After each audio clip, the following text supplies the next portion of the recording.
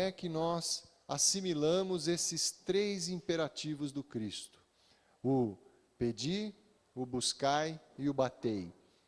Como é que a gente interpreta isso? E o que é que nós pedimos, o que é que nós buscamos, aonde e como batemos? Bom, então, a proposta da manhã é, primeiro, verificar se nós fazemos os pedidos, as buscas e batemos nos lugares certos e da forma certa. E por que é que, se não o fazemos, por que fazemos da forma equivocada? O que é que nos leva a pedir coisas erradas, buscar também coisas e caminhos equivocados e bater em lugar errado? O que é que será que explica esse nosso comportamento um tanto quanto transviado? Para isso, o próprio mestre nos ensina, mas a doutrina espírita vem ainda a clarear ainda mais os seus ensinamentos. Porque, como disse Emmanuel, naquela obra Opinião Espírita, há lá aquele trechinho famoso, que se Jesus é a porta, Kardec nos trouxe a chave para melhor compreensão dos seus ensinamentos. E é isso que a gente vai fazer hoje. Vamos nos ater a algumas questões, algumas reflexões da doutrina dos Espíritos, para entender melhor o porquê que nós nos equivocamos nos nossos pedidos, nas nossas buscas, e como é que deveríamos fazê-lo efetivamente. Primeiramente, nós temos que relembrar a nossa situação de ainda espíritos na infância, imperfeitos na escada evolutiva. Nós ainda estamos lá nos primeiros degraus, e por conta disso, ainda temos enraizados em nós inúmeros vícios a serem vencidos. Kardec faz essa reflexão de uma forma muito didática e muito bem explicada, fundamentada, lá na terceira parte de O Livro dos Espíritos, no capítulo 12. A terceira parte que trata das leis morais e, em particular, o capítulo 12 que trata da perfeição moral. Kardec, nas questões que estão lá inseridas, ele faz um estudo pedagógico aprofundado sobre vícios, paixões, virtudes. Quando ele começa a questionar a espiritualidade amiga acerca das dificuldades de vencermos os nossos vícios, ele, em determinado momento, uma vez já desenhado todo o cenário lá do que é difícil de se desvencilhar e como também é trabalhoso conquistar as virtudes, para que não se deixe nenhuma dúvida a respeito da nossa situação ainda de espíritos inferiores, que estamos ainda buscando nossa evolução, na questão 895, Kardec pede uma dica para a espiritualidade amiga. Olha, até agora nós estudamos lá os vícios, os defeitos, que isso aí é tranquilo então de identificar. Quando a gente percebe nos outros e em nós mesmos vícios e defeitos, como sermos rancorosos, sermos magoados e magoarmos facilmente, são defeitos, são os vícios muito aparentes, que ninguém se equivoca. Mas aí ele quer então uma característica que seja patente, que não tem dúvida nenhuma de errar na caracterização da nossa imperfeição. Então pergunta a ele lá na 895, olha, posto de lado todos os vícios e defeitos, acerca dos quais ninguém se engana, qual é a principal característica mais clara da imperfeição? Então, deixa de lado os vícios, os defeitos, porque quanto a esse ninguém se engana. Uma vez observado algum vício, algum defeito, é óbvio que somos imperfeitos ainda. Mas, posto estes de lado, qual é a característica principal, mais evidente da imperfeição? E aí vem a espiritualidade e responde em duas palavrinhas: interesse pessoal. O interesse pessoal. Essa é, então, sem dúvida, a questão mais evidente da nossa imperfeição, o nosso interesse pessoal. E discorre ainda espiritualidade na resposta, e na parte final vem o trecho que nós queremos aproveitar para a reflexão da manhã. Dizem os espíritos amigos que o apego às coisas materiais é característica notória da nossa imperfeição. Porque aquele que se apega, se aferra, ele usa esse termo ainda, se aferra às coisas materiais, ele demonstra ainda a sua ignorância do seu destino. Ao contrário, aquele que tem desinteresse demonstra que enxerga a sua vida, o seu futuro, de um ponto de vista mais elevado. Então, o interesse pessoal, o apego às coisas materiais é notório indicativo da imperfeição. Porque o espírito que se apega, que se aferrenha às coisas materiais, tem uma visão limitada do seu destino. E pelo desinteresse, ao contrário, tem uma visão mais ampla do seu futuro. Mais adiante, ainda querendo confirmar, ratificar, não deixar dúvidas sobre essa questão da nossa visão limitada e do interesse pessoal ser, sem dúvida nenhuma, indicativo notório da nossa imperfeição, quando Kardec aborda na questão 913, qual é, pergunta ele, de todos os vícios, qual pode ser considerado mais radical, a espiritualidade assevera o egoísmo. O egoísmo. E ainda põe uma informação mais preciosa ainda, que se nós investigarmos todos os vícios, todos, absolutamente todos os vícios, e consequentemente todos os nossos males, veremos, identificaremos que o egoísmo está na origem de todos. E o que é o interesse pessoal? O interesse pessoal nada mais é do que uma consequência natural daquele que é egoísta. Então, o interesse pessoal é, sem dúvida nenhuma, um reflexo do nosso egoísmo. E se isso é, evidentemente, notoriamente, uma das mais indicativas características da nossa imperfeição, então, obviamente, só vai desaparecer esse interesse pessoal quando o egoísmo for erradicado, que é esse o trabalho que Kardec faz na investigação desse capítulo 12 das leis morais. Bom, como é que nós erradicamos esse egoísmo? Aí está lá na questão 917.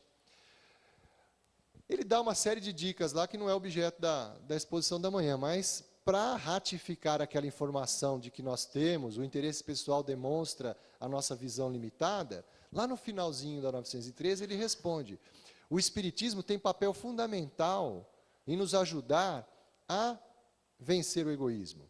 Por quê? Porque o Espiritismo, como doutrina consoladora e, acima de tudo, esclarecedora, vem nos trazer o verdadeiro sentido da nossa existência. Nos dá a conhecer de uma forma inequívoca o nosso destino. Ora, se ele nos dá a conhecer o nosso destino, contrariamente ao que foi dito lá na 895, aquele que se apega às coisas materiais, ele desconhece o seu verdadeiro destino. Tem uma visão limitada. E lá na 917, o Espiritismo nos ajuda, aí ele usa esse termo, a nos elevar. E à medida que nós nos elevamos, observamos que aquela situação de interesse pessoal e personalismo, ela é tão pequena diante do universo e do nosso destino, que aquele sentimento de egoísmo acaba sendo erradicado. Porque nós verificaremos que aquele que age única e exclusivamente visando o atendimento aos seus interesses particulares, tem como destino a solidão, ficar sozinho. E esse, na resposta da espiritualidade amiga, lá, a questão 917, poderíamos dizer, o maior castigo que pode existir para aquele que é egoísta. Porque o egoísta é aquele que quer tudo para si e quer que tudo se movimente para satisfazer os seus interesses pessoais. Qual então seria o maior sofrimento, a maior dor para ele? É não ter nada disso trabalhando, movimentando-se a seu favor. Se ele se ver sozinho, abandonado, esse, sem dúvida nenhuma, será o maior sofrimento do irmão egoísta. Ótimo, então nós já temos essa definição. O interesse pessoal, o egoísmo, o apego às coisas materiais, é o que ainda norteia a nossa jornada. Infelizmente, ainda nós, espíritos atrasados, ainda estamos nessa condição, porque ainda não compreendemos o nosso verdadeiro destino. Não entendemos aquilo que Jesus ensinou. Porque Jesus, quando ele aqui esteve, em nenhum momento, alguém lembra aqui de alguma passagem, de algum ensino que Jesus falou que não, a felicidade, as conquistas das coisas materiais, está aqui agora, é isso que nós devemos fazer para conquistarmos a felicidade que Ele nos prometeu? Há alguma lição dizendo que é aqui agora, no imediatismo do aqui agora que nós seremos felizes? De forma alguma. Jesus sempre se reportou como representante de Deus aqui na terra, como o caminho a ser seguido. Ele era o caminho, a verdade e a vida, e ninguém chegaria ao Pai senão por Ele, e asseverou que o reino dele, esse reino de felicidade, não pertencia a esse mundo. É um reino, é um estado que conquistaremos no futuro, quando erradicarmos de nós todos os nossos vícios, nossas imperfeições e adquirirmos as virtudes santificantes. Então, Jesus foi claro, olha, não é aqui agora, a felicidade não pertence a esse mundo, é uma condição futura, que vai depender de muito trabalho. Ora, se nós já tivéssemos prestado atenção nessa fala de Jesus, interpretássemos dessa maneira correta, nós já entenderíamos que os três imperativos, pedir, o buscar e o bater, não podem estar relacionados exclusivamente às coisas do aqui e do agora. E aí é que está o nosso equívoco. Porque quando, ainda maculados pelo egoísmo, pelo interesse pessoal, nos predispomos a pedir, a buscar e a bater, vinculamos esses três imperativos à satisfação das coisas materiais. Então, no nosso entendimento, o que seria bom para nós pedirmos? Será que seria então bom, eu quero pedir a Deus que me livre dessa doença. Deus, arranca de mim essa doença. Eu estou passando por um momento de desequilíbrio na minha saúde, fui acometido de uma doença gravíssima. Então, será que é lógico, é racional, com agora essa nova visão que nós temos do futuro, do nosso destino, já compreendendo que a felicidade não é aqui e agora, que o nosso objetivo é erradicar os vícios, conquistar virtudes, será que é mais racional, mais lógico, então, eu, acometido de uma doença, de um desequilíbrio na minha saúde, é mais racional, então, eu pedir, me livra disso aqui, tira essa doença de mim? Ou, Senhor, dai-me forças, dai-me, acima de tudo, compreensão. Dai-me entendimento para que eu consiga compreender se neste momento passageiro, estou enfrentando essa dificuldade com a minha saúde, dai-me a coragem, a força, o entendimento e a compreensão para que eu aproveite dessa situação, dessa oportunidade de crescimento para aprender. para aprender. E, uma vez conquistado o aprendizado, saberei que não mais é necessária essa provação. Não é mais racional o pedir dessa forma do que simplesmente me tira essa doença? Em nenhum momento aqui nós estamos falando, vocês observem, eu não estou falando assim, não, manda a doença, pode mandar, que eu quero ser provado, quero ser testado. Não, ninguém está falando isso, ninguém está pedindo isso.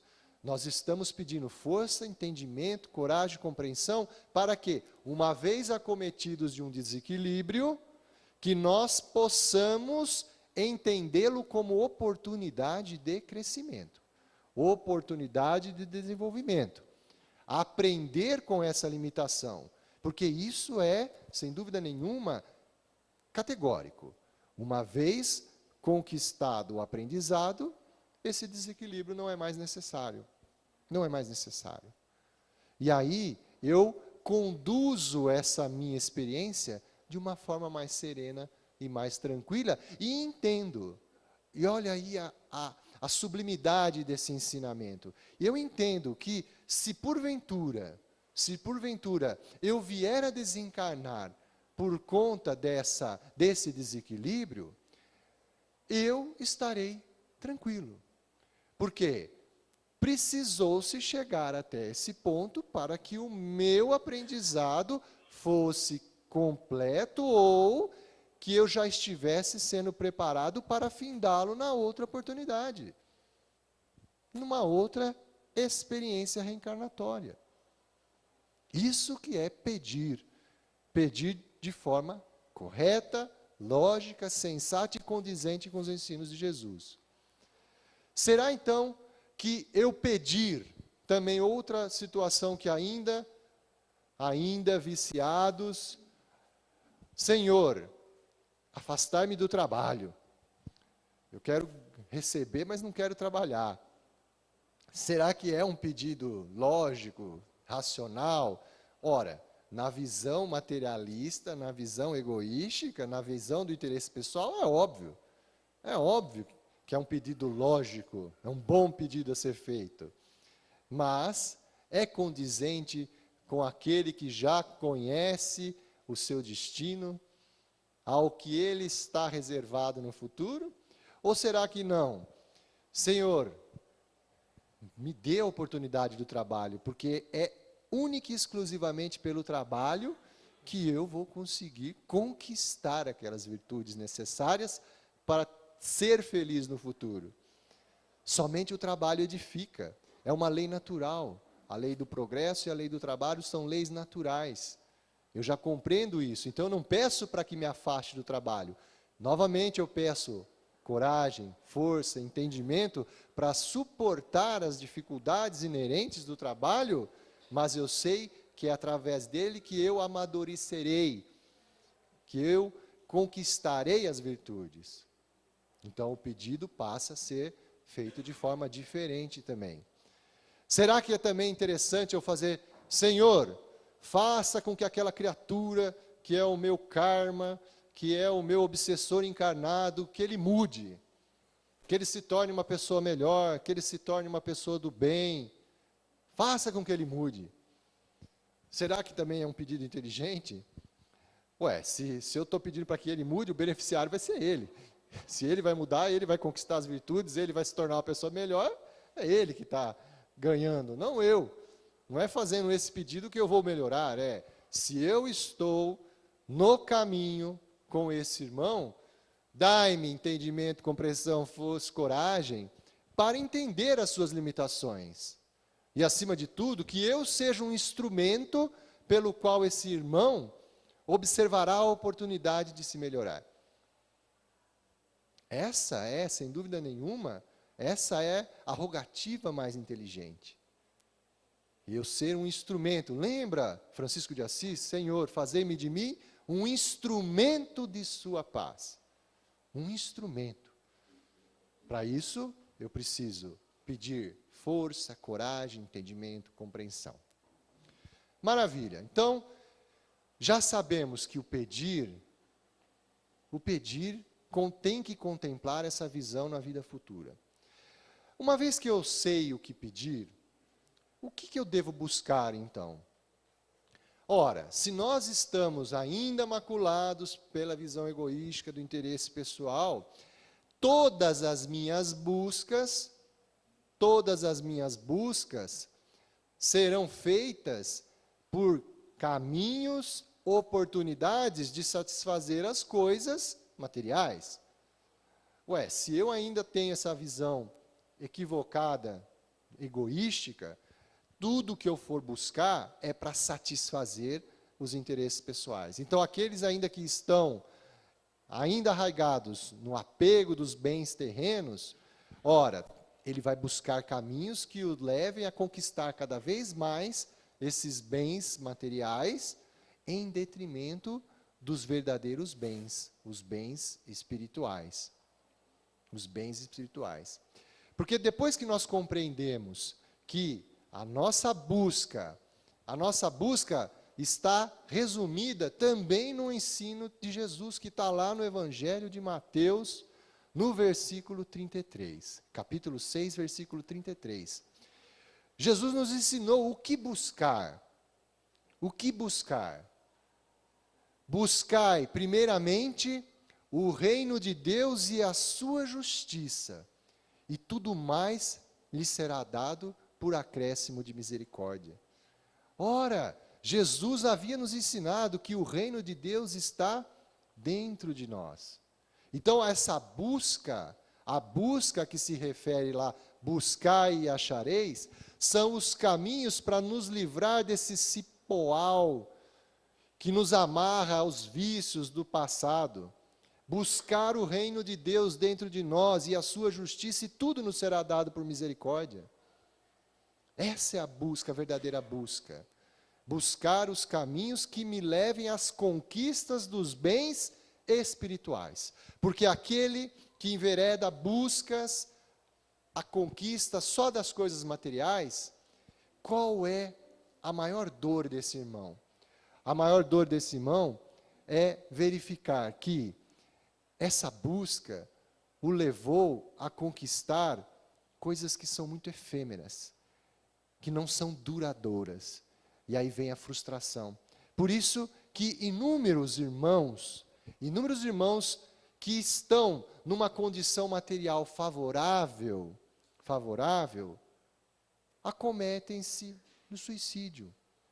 Por quê? Porque conquistaram tudo que era possível no orbe material. E esqueceram de fazer a busca de Deus e de sua justiça dentro de si. O bem imperecível, duradouro, que não causa frustração. Dedicaram-se única e exclusivamente ao apego e às conquistas das coisas materiais, e à medida que conquistavam, buscavam algo diferente, nunca se satisfaziam. E vem a frustração, e vem a depressão, e vem, infelizmente, o cometimento do mal maior, que é tirar a sua própria vida, como eles ainda equivocadamente interpretam. Então, aqueles que buscam as coisas materiais exclusivamente, vão só se frustrar, porque elas são efêmeras, não duradouras. As coisas do espírito, as virtudes, uma vez conquistadas, são eternas, imortais, estarão conosco para sempre, porque nós não retroagimos, só evoluímos. Agora fica fácil entender o bater. Ora, Jesus, ele sem dúvida nenhuma, o professor por excelência, né? Ele foi o filósofo por excelência, o médico por excelência, que esteve conosco e ainda está a nos inspirar. Tudo que Jesus fez, tudo que Jesus ensinou, tudo que ele disse, tinha uma razão de ser. Nós ainda, na nossa ignorância, infantilidade, não fomos ainda capazes de interpretar e entender tudo. Mas uma coisa já sabemos, que Jesus, ele não perdia tempo e não perdia oportunidades de ensinar. Tudo o que ele dizia, fazia, e a forma que dizia que fazia, está impregnado de ensinamentos profundos. E não foi diferente nessa passagem. Por que será que Jesus disse: pedir, buscar e bater? Até nisso, nessa sequência, tem uma lógica, tem um ensinamento. Observe que em nenhuma frase ele condicionou o pedir, o buscar e o bater a nada. Aqueles que têm aquela interpretação equivocada do apego aos bens materiais, acham que é pedir, bater e conquistar tudo que é material. Jesus não condicionou. Se você quiser pedir tudo isso, pode pedir tudo isso, sem dúvida nenhuma. Paulo entendeu isso. Ele entendeu o que Jesus quis dizer com isso. Lembra lá na primeira carta aos Coríntios, lá no capítulo 6, aquela frase fantástica, todo mundo conhece. Tudo me é lícito, mas nem tudo me convém. Nem tudo me convém. Então eu sei que é ilícito eu pedir qualquer coisa, mas será que é conveniente para esse processo evolutivo que eu me proponho a trilhar, desenvolver, caminhar? Então, a sequência dos ensinamentos de Jesus. Primeiro, o pedir. O pedir é justamente a primeira etapa. Uma vez eu conhecendo o meu destino, eu sei o que eu devo pedir. Força, coragem, compreensão e entendimento. Uma vez que eu sei o que pedir, iniciam-se as buscas. Quais são os caminhos que eu devo escolher para conquistar aquilo que eu pedi? Veja bem, não é mais nada que vem do céu, não. Vem força, coragem, entendimento através da inspiração da espiritualidade amiga. Aquela espiritualidade que está zelando por nós, nos orientando, nos mostrando o caminho. Mas para que eu seja vitorioso nessa jornada, não é justo que outro faça o trabalho por mim. Eu é que tenho que fazer. Senão o mérito é de quem fez o trabalho.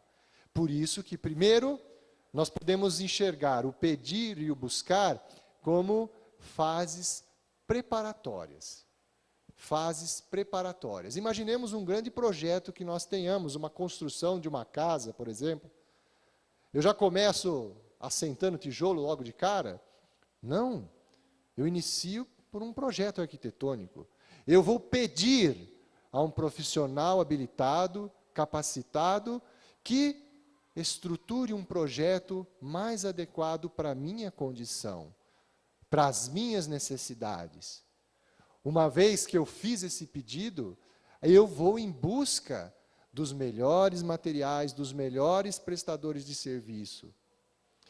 Essa é a fase preparatória, o pedir e o buscar. E o que é então o bater? O bater é a fase executória. É a fase do trabalho. Uma vez que eu conheci a verdade e estou buscando os caminhos para alcançar meus objetivos, isso só vai se realizar com o meu trabalho. O bater, esse verbo, significa trabalho. Não adianta eu conhecer a verdade, não adianta eu saber quais são os caminhos que me levarão a atingir os meus objetivos se eu não trabalhar. E o que significa esse trabalho? O trabalho é, efetivamente, colocar as minhas forças à disposição do movimento em direção à conquista daqueles objetivos traçados já agora no pedido e na busca corretamente direcionados. Em suma, agir em conformidade com a lei de Deus, com a lei natural. Trabalhar para que se cumpra as leis naturais. Não me desviar delas, porque só é infeliz quem delas se desvia. E não há como eu conquistar essas virtudes se não for por força própria. Então, o bater é trabalhar. E quando Jesus fala, bater e abrir-se-vos-á, se você trabalhar, você vai conquistar. É isso que ele quis dizer. Você vai conquistar essas virtudes. Isso nos remete Há uma historinha, né, uma fabulazinha que existe. Havia um sábio que ele estava junto com os seus discípulos, transitando por uma estrada bem sinuosa, arenosa, meio alagadiça. E ao longo do caminho, deparou-se com um cidadão que estava com o seu carro atolado num lamaçal. Esse cidadão, aparentemente calmo, uma pessoa do bem, ele encontrava-se genuflexo ao lado do carro, orando assim de forma, sabe, aquela fé, pedindo ao Pai que tirasse o carro daquele atoleiro. E era aquela oração, Deus, faça com que o carro saia do atoleiro. Mas permanecia lá genuflexo, orando para que o Pai tirasse o carro do atoleiro. O sábio olhou aquela cena, baixou a cabeça e seguiu viagem com seus discípulos. Alguns discípulos ficaram assim, meio que a estranhar, mas seguiram o mestre. Mais adiante, encontraram um outro carro com um outro personagem na mesma situação, lá atolado. Todavia, esse outro personagem esbravejava e xingava, dava pontapé, mas não parava um segundo de tentar tirar o seu carro do atoleiro. Jogava pedra embaixo dos pneus, punha um calçamento, empurrava, suava, de vez em quando falava, meu Deus, e não parava. O sábio, naquele momento, sentiu-se tocado e conclamou os seus discípulos a ajudar aquele irmão a tirar o carro do atoleiro. Todos foram lá e rapidamente tiraram o carro do atoleiro. Após os agradecimentos de praxe, né, o cidadão ficou muito agradecido a todos, montou no seu carro e foi embora. Aí os discípulos estranharam, mestre, por que é que aquele que orava, que parecia ser uma pessoa do bem, que acreditava em Deus, estava naquele gesto de adoração, o Senhor não quis ajudar? E esse aqui que esbravejava, xingava, o Senhor ajudou. O mestre, sem se abalar, responde aos seus discípulos. Aquele, primeiro, que não obstante mantinha-se em posição de oração, ele simplesmente, no seu entendimento, achava que Deus tinha que fazer o trabalho por ele. Deus é que tinha que arrancar o carro daquele lugar, que bastava pedir. Este, ao contrário, não obstante a sua ignorância ainda não o fazia compreender aquela situação, ele não parou em nenhum momento de trabalhar para vencer aquela dificuldade, com o seu esforço próprio, sendo, pois, merecedor de auxílio. Essa é a lição do pedir, buscar e do batei. Não adianta nós ficarmos na esfera só do projeto, do pedir e do buscar, se nós não pusermos a mão na massa. E aí, né, aí vem a ferida, né? Agora vão tocar na ferida. O que é que cada um de nós fazemos? Só aqui, ó, nós podemos dizer que agora aqui nós estamos na fase do quê? Dos preparativos, né? A fase preparatória. Estamos aqui pedindo e buscando. Mas quem é que está batendo? Quem é que está trabalhando? Quem é que está pondo a mão na massa?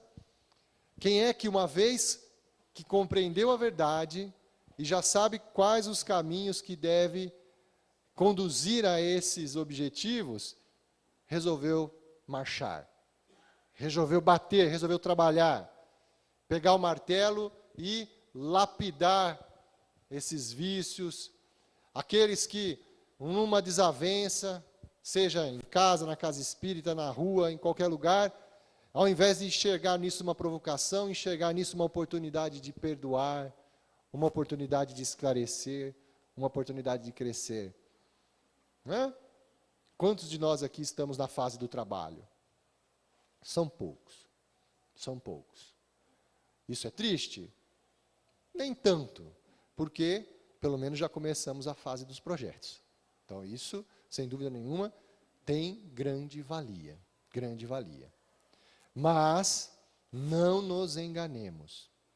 Não nos enganemos para que não nos frustremos também Igualmente, aquele irmão que só busca as coisas materiais, que vai se frustrar porque percebe que ao conquistá-las, continua aquele vazio dentro de si, porque são coisas que não são duradouras, não são do espírito, nós também. A nossa frustração será ainda maior. Por quê? Porque nós compreendíamos o que deveríamos pedir, o que deveria buscar e não o fizemos. Por isso aquele jargão no meio espírita que todo mundo fala, né? Ah, o espírita quando erra, erra duas vezes. Primeiro porque errou e segundo porque sabia que estava errado. Da mesma forma, imagina quando nós, no nosso acerto de contas com a nossa consciência, com o nosso projeto reencarnatório, também chegarmos a essa conclusão. Sabia tudo, planejei bonitinho, pedi direitinho, busquei certinho, mas não trabalhei. Não enveredei esforços para levar a bom termo a conquista dessas virtudes. Não soube aproveitar todas as oportunidades, seja com a minha saúde, seja com os meus relacionamentos, seja dos relacionamentos com a sociedade. Não aproveitei as oportunidades de trabalhar. Trabalhar, garimpar o que há de melhor em mim e expurgar os vícios tão danosos que me amarram, me agrilhoam ao passado. E aí, meus irmãos, eu vou pedir licença, só para a gente já caminhar para o encerramento. Eu vou fazer a leitura de uma mensagem que está naquela obra Pão Nosso, que é uma da obra da coleção Fonte Viva, psicografia de Francisco Cândido Xavier, ditado pelo Espírito Emmanuel. Lá existe uma mensagem no capítulo, só um segundinho, 109, cujo título é exatamente esse: 3 imperativos. 3 imperativos. E Emmanuel resgata o trecho evangélico, só que no Evangelho de Lucas, né? Ei, eu vos digo a vós, pedi, dar-se-vos-á, buscai e achareis, batei e abrir-se-vos-á. E aí o comentário de Emmanuel sobre o texto evangélico. Pedi, buscai, batei. Estes 3 imperativos da recomendação de Jesus não foram enunciados sem um sentido especial. No emaranhado de lutas e débitos, de experiências terrestres, é imprescindível que o homem aprenda a pedir caminhos de libertação da antiga cadeia de convenções sufocantes, preconceitos estéreis, dedicações vazias e hábitos cristalizados. Olha o verdadeiro sentido do pedir. Pedir para se livrar dos vícios do passado, estão ainda enraizados. É necessário desejar com força e decisão a saída do escuro cipoal, em que a maioria das criaturas perdeu a visão dos interesses eternos e se arraigou à visão dos interesses efêmeros, materiais. Logo após o pedir, é imprescindível buscar, naquela sequência lógica. A procura constitui-se de esforço seletivo. O campo jaz repleto de solicitações inferiores. Algumas delas recamadas de sugestões brilhantes. É indispensável localizar a ação digna e santificadora. Tentações haverá inúmeras, porque ainda nós somos ainda mais sensíveis às coisas da matéria. Por conta disso, as tentações serão muitas, como ele diz aqui, ó, algumas delas recamadas de sugestões, que nos parecem interessantes. Mas não, ó, é imprescindível, indispensável localizar a ação digna e santificadora. Muitos perseguem miragens perigosas. Olha essa analogia que ele faz, que magnífica. Muitos perseguem miragens perigosas, à maneira das mariposas, que se apaixonam pela claridade de um incêndio, chegam de longe, acercam-se das chamas e consomem a bênção do corpo. Iludidas pelas coisas da matéria, entregam-se na busca incessante delas e, ao chegar lá, percebem que rumaram para a sua destruição. Não sejamos mariposas. É imperativo aprender a buscar o bem legítimo. Estabelecido, então, o roteiro edificante, é chegado o momento de bater. Bater a porta da edificação. Olha o trabalho aí. Sem o martelo do esforço metódico e sem o buril da boa vontade, é muito difícil transformar os recursos da vida carnal em obras luminosas de arte divina, com vistas à felicidade espiritual e ao amor eterno. A busca que Jesus ensinou, a felicidade espiritual na vida futura, não no aqui e agora. Não bastará, portanto, rogar sem rumo, procurar sem um exame e agir sem um objetivo elevado. Peçamos ao Senhor a nossa libertação da animalidade primitivista, busquemos a espiritualidade sublime e trabalhemos por nossa localização dentro dela, a fim de converter-nos em fiéis instrumentos da divina vontade. Pedi, buscai, batei.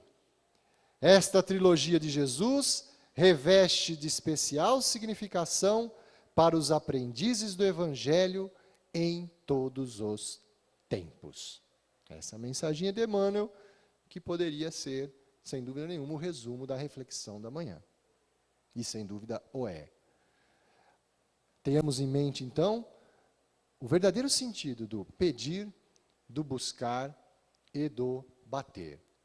Jesus, na oração dominical, ele nos dá um exemplo de que quando é que a dúvida se faz presente, qual seria então o roteiro? Lembra lá no trecho que diz: seja feita a tua vontade. Se, por mais que eu enverede esforços, já compreendi o que eu devo pedir, o que eu devo buscar, estou trabalhando, e mesmo assim, me parece que está tudo complicado, que eu não consigo enxergar ainda por minha limitação, que tudo aquilo que está ocorrendo, lá no futuro, isso vai refletir a um bem para mim. Por quê? Porque eu sei que eu estou agindo conforme Jesus nos ensinou, pedindo, buscando e batendo nos lugares certos, da forma correta. Apeguem-se à mensagem de Jesus. Pai, seja feita a tua vontade, porque tu sabes o que é melhor para mim. E continuemos fortes, determinados, conduzindo-nos na receita que Jesus nos deu. Noutra oportunidade, não foi sinal de fraqueza, não. Foi mais uma vez ensinamento do Cristo. Quando, uma vez, já nas suas últimas reflexões aqui, quanto encarnado, lá no Jardim das Oliveiras, em Getsemane, quando ele disse: Pai, se queres, livrai-me desse cálice, mas que seja feita a tua vontade, não a minha. Não se tratava de um pedido de Jesus para livrar daquele cálice, para que aquilo não represente um cálice para ele. É mais um ensinamento. Quando, em dificuldade, se estamos conduzindo todos os nossos esforços e eles estão sendo direcionados pela lei de Deus, se ainda não entendemos o porquê daquilo, acredite em Deus. Pai, seja feita a tua vontade. E que nós um dia possamos, como o apóstolo dos gentios, dizer: já não sou eu mais quem vive, e sim o Cristo que vive em mim. Que Deus abençoe a todos, um ótimo domingo, uma ótima reflexão. Provavelmente não nos veremos aqui na condição de expositores até o Natal. Um feliz Natal. Aproveitem esse momento em que a atmosfera terrena está muito mais salubre para exercitar, trabalhar, buscar, pedir as coisas do céu. E que em 2018 possamos ver efetivamente o nosso trabalho rendendo frutos. E se esses frutos ainda não podem ser saboreados no momento, tenhamos certeza que o serão um dia, porque o Pai sabe o que é melhor para cada um de nós. Muito obrigado a todos, estejam em paz.